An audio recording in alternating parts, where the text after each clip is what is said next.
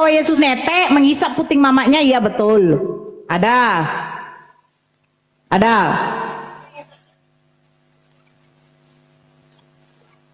Tuhan kau mengajarkan kebencian, ada Lukas 14:26. Banyak kok, banyak Bible kalian tuh. Pendusta Bible kalian tuh. Berdusta. Putus oleh Allah. Itu aja. Kau sendiri yang malu kau. Iya Bunda, betul. Sekarang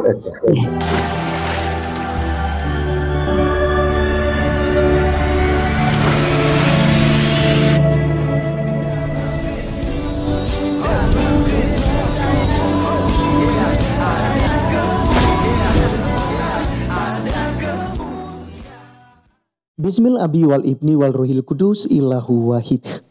Salam alaikum bisem Yeshua Hamasiah. Pada kesempatan kali ini teman-teman sekalian, kita akan menanggapi ya seorang mu'alaf ya, katanya mu'alaf ya. Jadi kalau selama ini kan mereka katakan bahwa mereka masuk ke agama Islam itu supaya mereka lebih baik, karena agama Islam adalah agama yang rahmatan lil alamin, yang mengajarkan kedamaian begitu ya, mengajarkan tentang kasih begitu.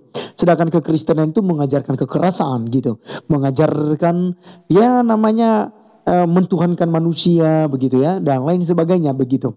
Nah teman-teman sekalian, di sini kita akan coba menanggapinya. Kenapa? Karena saya melihat ini sedang menghujat kekristenan, dan bukan hanya saja bertanya, tetapi dia memberikan statement-statement yang memang tidak berasar ya. Oleh karenanya teman-teman sekalian, kita akan tanggapin hal ini. Namun sebelumnya seperti biasa, kita simak terlebih dahulu videonya berikut ini. Bahwa Yesus netek menghisap puting mamanya, iya betul. Ada.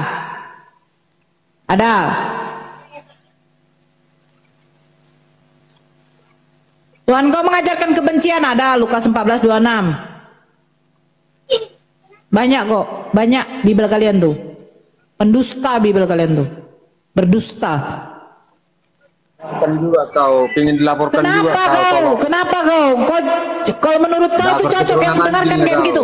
Menurut kau itu benar. Mana data seperti itu? Kenapa kau? Kau apa? Yesus kau menetek, iya. Tuhan kau untuk mengambil istri orang, iya. Apa kau mau kau lawan di sini? Tuhan kau menginginkan 30. Kau keturunan anjingnya kau, sok suci kau.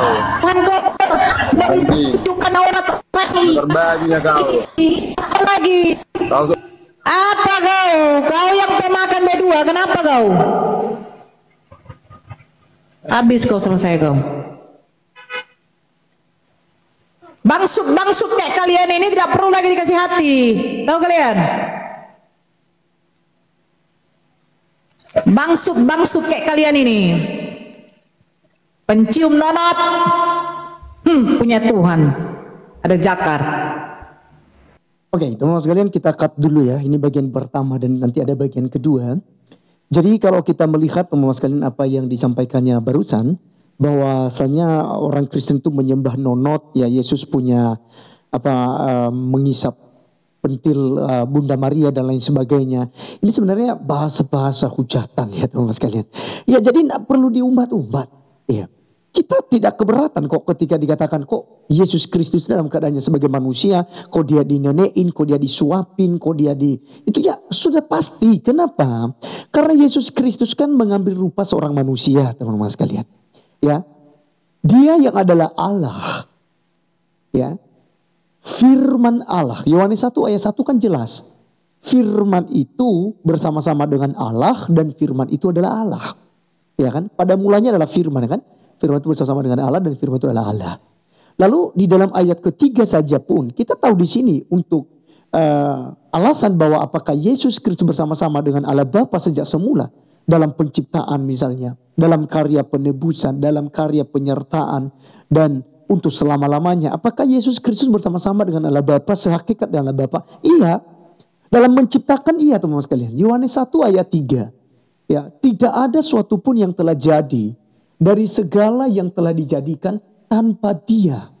Ya, artinya bahwa tanpa Yesus tidak ada segala sesuatu yang telah dijadikan dari segala yang sudah dijadikan oleh Allah ini. Artinya tidak jadi tanpa Yesus. Karena Yesus adalah firman Allah, kecerdasan Allah. Makanya disebut sebagai hologos atau hadefar. Nah jadi teman-teman sekalian, Kemudian dia katakan bahwa Yesus mengajarkan kebencian. Ya, jadi karena mereka ini tidak mengerti tentang konsep, ya, bagaimana kemudian Yesus memberikan perumpamaan, Yesus memberikan sebuah ajaran, Yesus memberikan sebuah nasihat, Yesus memberikan sebuah pengajaran, ya, menegur dan lain sebagainya begitu ya. Ini mereka tidak mengerti. Kenapa? Karena mereka niatnya adalah untuk menghujat dan menghina kekristenan. Padahal teman-teman sekalian, dalam Lukas 14 ayat 26 ini tadi, konteksnya begini loh. Ya, segala sesuatu harus dilepaskan untuk mengikut Yesus. Itu perikopnya. Ya, ayat 25-nya berkata begini. Kita akan baca mulai dari ayat 25 ya. Pada suatu kali banyak orang berduyun-duyun mengikuti Yesus dalam perjalanannya. Sambil berpaling ia berkata kepada mereka, "Jikalau seorang datang kepadaku dan ia tidak membenci bapaknya, ibunya, istrinya, anak-anaknya, saudara-saudaranya laki-laki atau perempuan, bahkan nyawanya sendiri loh, ia tidak dapat menjadi muridku." Ayat ke-27, barang siapa tidak memikul salibnya dan mengikut aku, ia tidak dapat menjadi muridku. Nah, jadi teman-teman sekalian, ya, di sini kita bisa melihat bahwa ternyata untuk mengikut Yesus Kristus, kita harus bisa menyangkal diri. Menyangkal diri dalam artian, kita harus mengasihi Yesus Kristus lebih dari ibu kita. Lebih dari bapaknya kita, ayah kita. Lebih daripada istri kita. Lebih daripada anak kita. Lebih daripada harta kita. Lebih daripada segala sesuatu yang kita miliki, teman-teman sekalian. Itu sebabnya ketika kita mengasihi Tuhan. Karena kan hukum yang pertama itu, kasihilah Tuhan Allahmu dengan segenap hatimu, dengan segenap jiwamu dan akal budimu. Maka segala sesuatunya kita harus, ya, nomor duakan. Ya. Kalau kita mengikuti Yesus, semuanya harus nomor 2. Jadi kata membenci di sini bukan berarti kita benci orang, kita benci siapapun, kita bunuh, kita perangi mereka, kita rampok mereka, lain sebagainya. Tidak demikian, tidak seperti yang diajarkan oleh agamamu, bos. Iya kan? Karena kita tahu sendiri bagaimana perjuangan nabimu, iya kan? Hidup di dalam perampokan, peperangan kok. Iya kan? Ya, menawan ini, menawan itu. Budak juga penuh digauli. Iya kan? Ya, bahkan istri-istri apa semua akan diperbolehkan dan lain sebagainya, hukum-hukum yang berlaku dalam agamamu. Ya, itu ada beberapa hadis-hadis itu. Bisa saja orang-orang Kristen bisa membongkar hal itu. Tetapi ada 2 hal yang perlu kita pertimbangkan, teman-teman sekalian. Yang pertama, orang yang melakukan itu pertama dia harus, ya, tidak open camp, tidak seperti saya. Iya kan? Karena teman-teman Kristen kan banyak bongkar-bongkar hadis itu, tapi akun mereka privat. Itu pertama. Yang kedua, harus siap dengan resiko juga. Karena kan Islam ini teman-teman sekalian sama tahu. Iya kan? Sama tahu. Halal darahnya. Iya kan gitu. Dan itu ketika sudah dilaporkan itu langsung ditangkap. Berbeda dengan mereka seperti perempuan ini. Mau bagaimanapun mereka tidak kena hukum. Mereka tidak kena undang-undang. Mereka bebas teman sekali. Injak-injak Alkitab. Sobek Alkitab. Hancurkan gereja saja. Bubarkan ibadah Kristen saja. Mereka aman-aman kok. Ya, jadi teman-teman sekalian, membenci bukan berarti demikian. Artinya bahwa kita harus, ya, memprioritaskan Tuhan Yesus Kristus. Makanya dikatakan di sini, jikalau seorang datang kepadaku dan ia tidak membenci bapaknya, ibunya, istrinya, anak-anaknya, saudara-saudaranya laki-laki atau perempuan, bahkan nyawanya sendiri. Artinya diri kita sendiri. Untuk mengasihi Tuhan tidak boleh kita mengasihi diri kita sendiri gitu loh. Karena mengikut Tuhan Yesus ini pikul salib. Makanya dikatakan, barang siapa tidak memikul salibnya dan mengikuti aku, ia tidak dapat menjadi muridku. Memikul salib artinya siap dibenci oleh dunia, siap ditolak oleh dunia, siap dicaci maki seperti perempuan yang mulut atas bawahnya besar ini. Iya kan? Jadi siap, harus kita siap teman-teman sekalian. Kenapa kita harus siap? Karena memang untuk mengikut Tuhan Yesus Kristus kita dibenci. Ya, dalam Yohanes 16 ayat 1-3. Hal ini harus kukatakan kepadamu supaya kamu jangan menolak aku, kata Tuhan Yesus. Akan tiba saatnya kamu akan dikucilkan. Ya kan? Kamu akan dibenci, kamu akan dihina, kamu akan dijelekin. Ya. Dan bahkan ada saatnya kamu akan dibunuh. Dan orang yang membunuh kamu menyangka dia sedang berbakti bagi Allah. Sama, orang yang sedang menghina-hina kamu seperti perempuan gila satu ini, ya kan? Itu dia menyangka dia sedang berbuat bakti, dia sedang berdakwah, dia sedang melakukan ajaran agamanya, dia sedang melakukan menyenangkan hati Allah Subhanahu wa Ta'ala-nya. Sebenarnya itu motifnya, begitu ya. Nah, jadi jelas ya, Jadi makanya di dalam ayat 28 itu dikatakan, sebab siapakah di antara kamu yang kalau mau mendirikan sebuah menara tidak dulu dahulu membuat anggaran biayanya, kalau cukup uangnya untuk menyelesaikan pekerjaan itu. Supaya jikalau ia sudah meletakkan dasarnya dan tidak dapat menyelesaikannya, jangan-jangan semua orang yang melihatnya mengejek dia. Ya kan? Sambil berkata, orang itu mulai mendirikan tetapi ia tidak sanggup menyelesaikannya. Atau raja manakah yang kalau mau pergi berperang melawan raja lain tidak dulu dahulu untuk mempertimbangkan apakah dengan 10.000 orang ia sanggup menghadapi lawan yang mendatanginya dengan 20.000 orang? Jikalau tidak, ia akan mengirim utusan selama musuh itu masih jauh untuk menanyakan syarat-syarat perdamaian. Jadi teman-teman sekalian, ini yang diajarkan oleh Tuhan Yesus Kristus, bahwa kita harus memikirkan semuanya. Ya, harus punya kesiapan diri. Makanya dia kasih sebuah contoh tentang seorang raja, ya, dia kasih contoh ya seorang yang sedang mendirikan rumahnya, harus berpikirkan matang-matang terlebih dahulu. Kenapa? Karena ikut Yesus harus pikul salib, ikut Yesus banyak penderitaan. Iya kan? Ini yang dimaksudkan, bukan berarti dia mengajarkan kita untuk membenci. Justru kita akan dibenci oleh dunia ketika kita mengikuti Yesus Kristus. Jadi demikianlah teman-teman sekalian ya, tanggapan kita di poin pertama ini. Dan kita lanjutkan untuk menonton videonya berikut ini. Setelah Bunda meninggalkan Kristen dan tidak mengakui Yesus lagi sebagai Tuhan, artinya Yesus itu menjadi seorang utusan atau nabi. Pertanyaan saya, apakah kata-kata yang tadi soal jambut dan itu apakah pantas untuk ditujukan kepada seorang nabi? Saya tidak tahu ada Nabi Yesus. Yesus orang mana?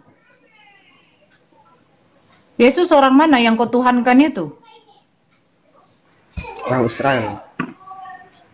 Di mana dia katakan orang Israel? Dia di dalam Bible kau. Emang Bible kau Bible Ibrani, Aramaik? Bible kau Yunani, bro. Dia orang apapun tidak penting menjadi untuk menentukan itu. Jadi, bagi kami umat Muslim penting. Makanya dia mengatakan di dalam Al-Quran jelas dikatakan Nabi Isa itu hanya diutus untuk Bani Israel, bukan diutus untuk Bani Indonesia. Terus kau menjadikan kitab suci kau ini seolah-olah adalah Injil Yesus. Kau diterjemahkan oleh Elai dari original Yunani. Kau pikir Yesus itu kau kisahkan dari pagan Romawi? Ya, teman-teman sekalian, itulah video keduanya. Dan teman-teman sekalian, kalian lihat sendiri ya, bahwa ketika seorang Kristen yang bertanya kepadanya, setelah kamu meninggalkan Kristen, lalu kamu menganggap Yesus itu hanya sebagai utusan, hanya sebagai nabi, lalu kalau kamu mengaku sebagai nabi, ya kurang lebih seperti itu ya, maka pantaskah ya kalimat-kalimat yang kau ucapkan tadi untuk menghina nabi? Katanya mereka mengasihi Yesus, mereka mencintai Yesus, mereka mengikuti ajaran Yesus, kata mereka. Tapi mereka menghujat-hujat. Ya, bagaimana kalau kemudian kita itu balik, kita ganti Yesus menjadi Muhammad, iya kan? Muhammad itu begini, Muhammad itu begitu, Muhammad itu begini dan lain sebagainya. Pecah dunia, demo besar-besaran kalian. Ya, kalian akan demo, kalian akan halangi aktivitas umum, turun di jalan-jalan kok. Ya, kalau itu dibalik, oh Muhammad misalnya menikah dengan itu, dengan anak kecil misalnya, iya kan? Atau misalnya Muhammad itu bukan nabi, gitu. Pasti kalian marah, ya. Pasti kalian itu ngamuk besar-besaran. Itu yang terjadi selama ini. Tapi kalian bebas. Nah teman-teman sekalian, dia katakan bahwa ya saya tidak tahu kalau ada Nabi Yesus. Iya kan? Lalu kenapa Anda kemudian membahas tentang Yesus kalau Anda tidak mengenal Yesus? Ini manusia bodoh ya kan? Ya. Kalau Anda membahas nabimu Nabi Isa karena Anda merujuk kepada ini. Ya. Dia kan dia katakan tadi. Ya dia tanya tadi, ya apakah di Bible itu dikatakan itu Yesus itu orang-orang Nazaret, orang Israel begitu? Ya jelas dong, Yesus Kristus lahir dari keturunan Daud.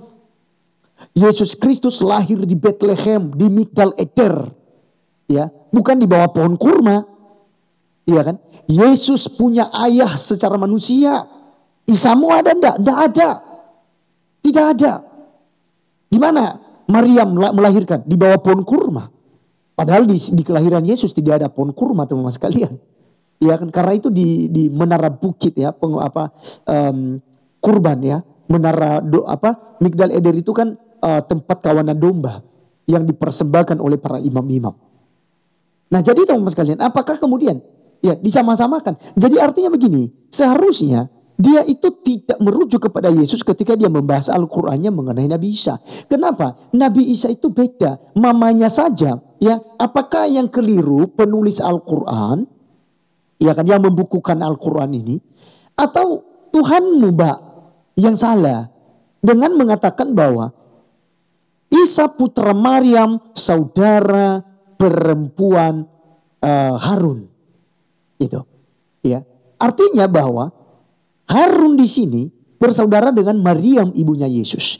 Padahal 1500 tahun lebih jarak antara Harun, Musa, Maryam dengan Yesus Kristus. Jadi yang salah siapa, Mbak? Apakah Al-Qur'anmu yang salah atau Allahmu yang memang tidak tahu zaman? Iya kan? Sehingga menyamakan zaman Yesus dengan zaman Harun, Musa dan Maryam.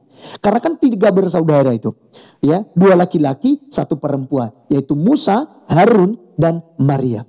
Nah, jadi jelas di sini karena Maria ibu Yesus itu bukan saudara Harun, bukan saudara Musa.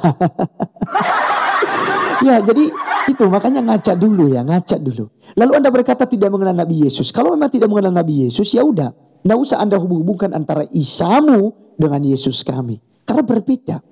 Kemudian Isamu kan tidak disalib. Iya kan? Kalau kalau Yesus kami disalib, mati, bangkit pada hari yang ketiga.